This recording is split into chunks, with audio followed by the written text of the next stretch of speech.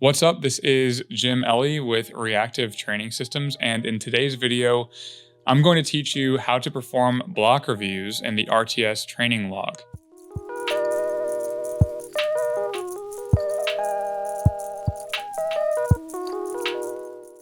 If you have not yet logged your training in the RTS training log and you don't even know what it is, then check out this video on how to log training in the free RTS training log. Before we dig into the technical aspects of a block review, I want to talk about why block reviews are important. So block reviews can teach you things like how well each lift performed. If your competition lifts improved, if they decreased, it helps to separate the perception of the block from subjectivity and combine it with objectivity. So you might feel really good at the end of the block, but your estimated 1 maxes didn't improve to the degree where it felt like. Additionally, block reviews help to track the heat map of where most of your work was coming from. So over time, as you accumulate block reviews, you can actually build meta block reviews that give you a much more precise insight on what your training has looked like over time and what lifts correlate to the best responses for your competition lift. In order to perform meta block reviews, you have to consistently perform block reviews at the end of each block. So when you're writing training, you need to do two things. You need to track your training consistently. You need to record your RPEs as accurately as you can and make sure that you're also including the volume work, the back off work in your training log. The more data that you can track consistently, the better and more clear these meta block reviews and block reviews will be for helping you to make better training decisions in the future and ultimately putting the right weight on the bar and performing it the right amount of times. So with that all out of the way, let's get into how to perform block reviews with a free online training log at reactivetrainingsystems.com. All right, so here we are in the competition progress tab. We need to get here before we do anything with the block review. If you don't know how to get here, first you need to log into your account. If you don't already have an account, log in. It's on the top right. It'll give you a way to sign up relatively easily. You just got to check your email. We talk about it in the first video, but if you don't have an account, get an account, log in, go to www.reactivetrainingsystems.com/app/app home, and you'll be there. Let's say you're logged in and you're at your home page. Well, we want to go to the apps tab. This pops up. Again, this is free, available to you, nothing else needed. We're in the dashboard central right now. We want to move to calendar central just to make sure we have training logged in here. You want to get as accurate as you can and as consistent as you can with these lifts, because it really makes the clarity of the block reviews more helpful. If you're an all access client, all of your training is going to be sent automatically every Saturday. If you are not, you're writing your training manually with the website. You can learn everything you need to know on how to log training in that video. What we need to do first before we perform a block review is we need to go to the competition progress tab. This is going to be how we track the movements that we care about the most. So if you're a powerlifter and you care the most about your competition squat, bench, and deadlift, then you need to make sure that the website tracks the right exercises when performing the block reviews. So your competition squat is going to be your squat with belt, or if you have a different modifier for your competition squat, all you need to do is click this, then go down to the squat, click the gear or the wrench, add a kit, press belt, apply, boom. Squat with belt is now tracked. The key is that this needs to match up with the way in which you're tracking it on the calendar. If we go back to the calendar, we can see that I have my competition squat logged as squat with belt.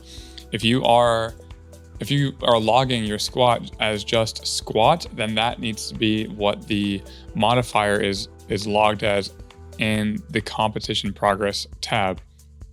So you just press the gear.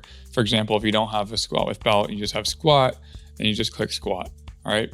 As long as it's consistent, then the block review will happen properly. But I use a belt, so we'll make sure to add that. Apply, save. So then you do the same thing with bench press. I just have bench press and then sumo deadlift. You go down to hip dominant, then go to sumo. I have a belt with my sumo kit, belt, boom, we're done. Okay, now my competition progress exercises have been selected and the charts are going to be accurate there. Next step is to click this golden drop down menu, click reports, and go to queue new reports, okay? We're gonna go to block review. What are we gonna name this? YouTube block review. It's for the YouTubes, it's for you, for YouTube. The end date is going to be the last day that you've trained, or the day after the last day that you trained. So if you last trained on Saturday, then August 30th is the Sunday, and it'll make sure to grab all of the data that happened before that date. And the look back time is how many weeks do you want to look back for the block review. So if your block was 5 weeks and you want to do 5 weeks, my blocks are 4 weeks. My time to peak is around 4 weeks, very consistently, annoyingly. I wish it could go longer, but that's just how long it is. And then you click next, queue report. It's that easy to do a block review. This happens quite quickly.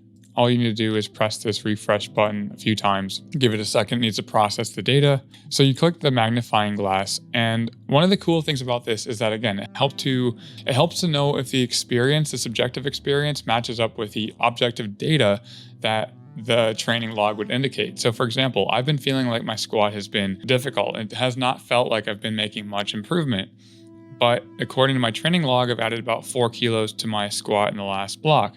This is lower than normal, but it's still improvement, which is cool. And if you're logging your training and you notice improvements, that also really helps to motivate you to see what you might be able to do in the future. So if we scroll down here, we can see the improvements that we've made for our squat, bench, and deadlift. The start is the starting weight at the beginning of the block compared to the peak, which is, well, the peak of the block is the peak of the block. If it matches up with the end, then that means that your time to peak is matched up with the end of the block, meaning you've written the block for the right amount of weeks. And then competition deadlift. Okay, so all these improvements or all these changes are noted in the start, peak, and end. The peak is the peak of the block. It could match up with the end, it might not. And then the change. This is the change from the start to the end. Body weight, I don't track my body weight. I've been 83 kilos for the last 5 years, so that's what I'm at, 83. Short-term fatigue, this is if I was tracking my track score. I don't do it a whole lot. I should probably do it more, but I don't. If you're using the track system, then this is helpful. All lift density data. This is the density of training for each exercise. So at the top is the rep range, and then the color is how much work you're doing in each rep range. So most of my touch and go benching, all of it, is in sets of 10. I'm doing 8s for close grip bench, and I'm doing doubles and triples for my competition bench. I have a top triple, which is 1 set, and then a lot of back off work as doubles. So this is actually the cream of the crop of the block reviews. This is the thing I look at the most, and that's stress index. You guys have been asking about stress index for months now, and while this video isn't going to go into the detail on how stress index was developed, stress index is a way for you to track your training effect and the magnification and the magnitude of your training effect over the course of your block. And stress index kind of consolidates the hypertrophy work, the higher rep work, with lower rep work, the higher intensity work, and it consolidates them into central stress and peripheral stress and total stress. Total stress is the average of central stress and peripheral. But if you look at just peripheral and central, you'll see that most of my training in my lower body is central, and it's very minimally peripheral. Most of my training is actually split quite well between peripheral and central stress. Think of central stress like it's that total body, stress. It's not very muscular in nature. It feels more just central, really. It's impacting the entire body. Peripheral stress is the stress that is accumulated within muscle groups. That's important if you're trying to figure out where your exercises are impacting you and what balance of central stress to peripheral stress that you might perform and respond best to. But the most important one is the total stress. And this can give you an indication of what your training looks like. My lower body stress is very low, especially my squat. It's about 2.5. Hip is also about 2.5. So I only do 1 squat and 1 deadlift movement a week, but I press 3 times a week with a few exercises on each day. So my weekly stress on my bench press is 8.3. Now, when you're writing your blocks, this is very important because if you're noticing huge changes and your total stress, then it might be an indication that you need to consolidate, that you need to make sure that each block is more consistent so that you have more consistent responses in your training and your competition lifts. When you have multiple block reviews written, we can do something called a meta block review. And a meta block review teaches us more of the tactical information. What can we do with the information that we have? A block review within one block does not tell you a lot, as it's mostly like one data point in the course of your training career. All this tells us is that the block either went well or it didn't go well, and what exercises I had at what rep ranges. But that doesn't mean anything until you stack multiple block reviews on top of each other and compare them. The comparison between blocks is how we get to the individualized level for developing training. When it comes to writing training in the long run, the objective is for us to gain certainty with our training. We want to gain certainty with the development blocks that we're creating so that each block builds on top of one another with either more exploration or more certainty. In the exploration blocks, we get creative. In the focus blocks, we focus on the variables that contributed the most to progress. So let's go into how to perform a meta block review. You're going to go up here, click this yellow bar, go to reports, and then you're going to go to Q report meta block review. So I have a bunch of blocks that I can track.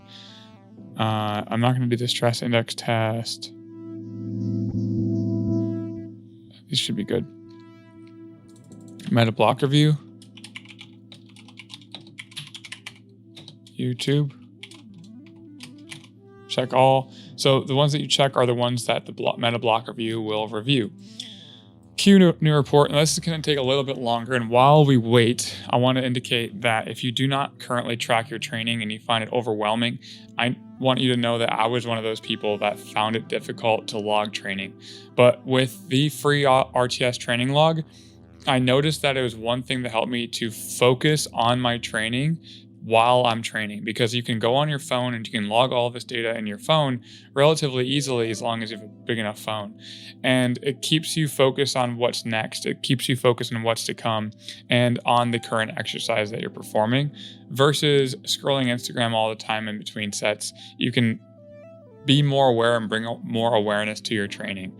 Alternatively, you can write it down in a textbook or in a journal and then bring it to the website on your computer and log it later. I've seen the best success with logging training by doing it while I'm training, writing the RPEs down on my phone and inputting them into the weekly calendar. This block should now be reviewed already. Press this recycle button or this cyclical button. Press view report, and now we have the meta block review report. This report tells us more generally what our competition squat, bench, and deadlifts look like. Let's go into each section individually. So the end estimated 1 rep max. This is telling us the map. Okay, so this is a heat map. If a warmer color is a better color, meaning that you had a positive response to this combination of reps and RPE. The bottom is reps, the top is RPE. So for example, I've had a lot of good responses to singles at 7.5. My average gain when I do singles at 7.5, at least in 2020, has been very positive. I've had an average of 8.9 kilos as my gain rate when I do this. Recently, my strength has dropped a little bit, but that's expected. My lifestyle has changed a lot as well. Singles at 8 also have some pretty good responses. Orange is a very warm color, and we can look at this and say, okay, this is the area which I've performed a decent amount of blocks with, and the success rate is high. This isn't about density, it's about success rate. So a cooler color is a low success rate. So this triples. This is in July 2019, doing triples as the majority of my work has produced not the greatest end estimated 1 rep max. So the next thing you want to do is just kind of look at this as an idea of what you've tried. I have not done anything in this range. I don't do a lot of RPE 9 work. This might be a place for me to explore in further blocks. This might be a place for me to try out exploration blocks in this area as well. But let's look at peak estimated 1 rep max, because you might want to make sure that the peak and the end 1 rep maxes are lining up. And this tells you, again, when did you have the best peak? So you can look at gain rate, you can look at peak estimated one at max. Again, the warmer the color, the better the response. So red is very good, 4 out of 9. Increased my squat a decent amount last year in October. Really good stuff. Number of blocks, this is density. So this is just how many blocks I've experimented. I do a lot of my blocks here in the singles area. You can do this for each lift. Just click on bench press, squat, deadlift. Usually you have an emotional connection to the thing that you most recently did, and it's difficult to remember what you used to do and what has worked in the past. This is why tracking the data and minimizing the subjectivity when tracking it, you can look after the fact, after you have surpassed that emotional time period, and kind of move into, oh, okay, this is what I want to try out. So let's look at the assistance and the support exercises. In this area, you can track what movements seem to correlate the most with my squat, bench, and deadlift. Before you do that, you have to actually click Associate Support Exercises. So for your first block review, all of these are going to be checked off, meaning everything is going to correlate to everything. What you need to do is you need to search squat in here, and they'll show you all the squat movements. So for some reason, squat is attached to bench press and deadlift. It should not be. Squat with belt shouldn't be attached, and shouldn't be attached to deadlift either. Apply. And then you're going to search deadlift and make sure only the deadlift movements are correlated. This is not a, it's interesting. And then bench press. Cool. So now clear that out. Double check to see if any of these exercises are being correlated. Looks like it's good for me. Apply. Cool. So what we're going to do is check out the movements that correlated the most with my best squat. I don't do pretty much any variations. Look at this. All I do is leg press, squat, and squat with belt. So this isn't going to be super helpful, but for you, if you have a lot of variations in your squat and you want to track the correlation there, it'll give you estimated 1 rep max, peak estimated 1 rep max, and gain. These numbers are all attached to the competition squat. So when I did 600 tempo split squats for this block and I did 2 sets, my end estimated 1 rep max in the competition squat was 179. My peak estimated 1 rep max, 179. Gain of 20 kilos. These numbers are all correlated to my squat. For example, my dumbbell flies, I didn't do 148 kilos on my dumbbell flies. This is telling me that my bench press during this time, the average estimated 1 rep max was 148 kilos, okay? Also, it's listed in order of best response to worst. So if I want to have my best peak estimated 1 rep max, we look at rows. Seems like rows are very important for my bench press, but we only have one block where I've actually recorded them properly. So this is why doing very consistent block reviews helps the most, because if you don't do block reviews, then these aren't going to show up. You have to do block reviews and you have to record the actual training effectively in the training log. Hopefully you understand how these work. All right. ABC is just order of the actual exercise. And estimated 1 rep max, this is telling you which exercises are correlated to the highest average estimated 1 rep max. Peak is, again, exercises correlated to the highest peak 1 rep max, and the gain rate listed in order of the best gain rate for the exercises. When you combine these things, you combine the correlations for the exercises and the correlations for the protocols, then you can put together better blocks. You can look and say, hey, I've been doing a lot of my best peak 1 rep max when I do bench press is when I have training that has a single out of 7.5. But there's only one block where I have that. So maybe I need to look at something else. You can also look at what you haven't tried. I haven't done any triples at 10 on bench press, or 9 or 9.5. I haven't done anything in this area. Do I want to try it? Maybe. That's a conversation I have with my coach. If I'm writing my own training and I'm excited about the idea of doing a triple out of 9 or a single out of 10 or something, then that might be a thing to try out, and then perform a block review, perform a few blocks with some variations with new exercises, and build that out over time to try to get a sense of what I respond best to. Individualizing training is about tracking the data that we care about, analyzing and looking at each variable that might be contributing to our performance, variable by variable, block by block, over time, tracking the correlations and trying to get as close to a high level of certainty with our performance and what development blocks are going to give us the best responses. This is how we coach our lifters at RTS. This is how we build training for our lifters. And it's how we develop the processes that allow us to get confident. Not only do they help us to get confident, but they help us to give the athletes autonomy and to feel like they are in control over the direction that we're going. Most lifters are jumping from program to program to program without any idea of how each training block is going. And they only have the most immediate memory for whether or not a certain training protocol went well. But the thing is, we're changing all the time as lifters. Certain variables are going to impact how we perform, and those variables might change. They might not even exist for a year from now. That might not be something that you do in a year from now. So take all this with a grain of salt, but just know that as you do more of these block reviews, you'll gain more confidence as a lifter and more confidence in your approach to building training that works for you. If you have no idea where to start, then we're excited to announce Adaptive Templates. Adaptive Templates, I'm going to be showing a video right after this, teaching you everything you need to know about Adaptive Templates, but effectively they allow you to get training automatically deployed to you each week. You get to see a wide range of training protocols and approaches from lifters that we've worked with, that we've coached. The programs are developed by the lifters with their coach to make sure that it matches their training preferences and helps you to get an insight on their training philosophies and hopefully help you to build your own training philosophy with some creative fuel that the Adaptive Templates provide. So I hope you enjoyed this video. Stay tuned to learn more about Adaptive Templates, and I'll talk to you in the next one. I'm Ross Lepla, and I want to chat with you guys today about Adaptive Templates.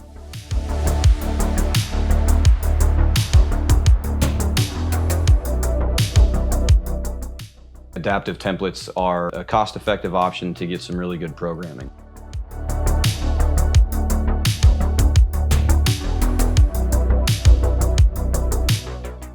They're adaptive because there's a few different things that will change within the template to meet you where you're at. The template will get loaded into the RTS training log. You'll set up your RTS training log with your athletic profile that will include the exercises, or rather the equipment that you have available to you, as well as blacklisting exercises that you may not be able to perform for one of many particular reasons. The template will adjust the exercise selection to take into account some of your specific variables and considerations. The template can also adapt in using the track system, training recovery assessment computer, within the log. You'd log your track data, and then as you log that data each day, it will provide a recommendation either to add or remove some training volume, or it might recommend that you move a training day entirely to another day. And this is a way to take into account the fatigue and recovery that is specific to you. It will also adapt in terms of helping guide you with some weights to put on the bar, with giving you target weights. And those target weights will change based on how you performed the previous session. If Monday you squatted really well and you undershot your RPEs, the next Monday when you squat again, it'll recommend an increase in weight and load on the bar for you to perform. So it's going to adapt with you as you progress week to week and try and help guide you to one of the more important considerations when we look at training, and that is putting the correct load on the bar and performing the correct number of reps.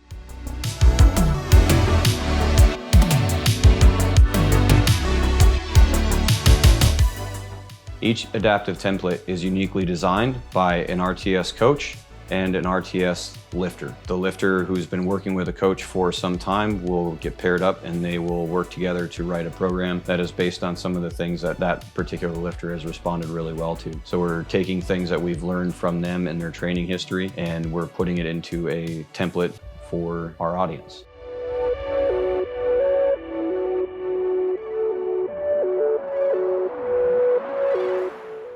So from template to template, there's going to be a few differences depending on the lifter and what's influenced that lifter's training and their response. Some programs are going to have a higher intensity, lower volume. Other programs might have higher volume and lower intensity. Some of them are going to be based on certain types and styles of programming, like some will be based on block periodization, others might be based on some daily undulating periodization. So there's going to be a bit of that influence in each of the templates as well. That allows there to be a lot of variety, and you can try a couple of different programs and see and find out which ones you respond better to. A common theme at Reactive Training Systems is that we believe highly in very individualized and customized training, and that requires a lot of one-on-one attention with a coach, and you lose that with a templated program. So as you look through the website and you see some of the different options, it might be useful for you to know and understand that it might take a couple of different options and trying some of the different templates before you find one that really resonates with you and you really respond well to and make the gains that you're looking for.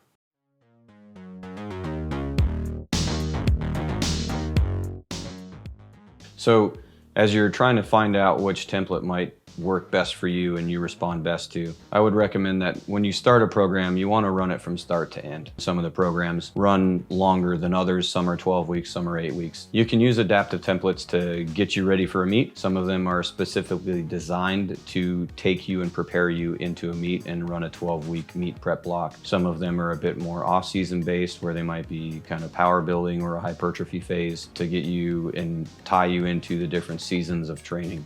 If you don't compete, adaptive templates can still help you reach some of your strength goals. It's not necessarily that you have to use a program to get you ready for a meet. The program and that template is just there to provide you with some structure so that when you go to the gym and you go to do your training, you don't just walk in like, oh, what are we going to do today, brain? It gives you the structure to it, and that structure also helps organize the stress so that you create a specific stimulus that then you can adapt and respond to and make some progress in your strength journey.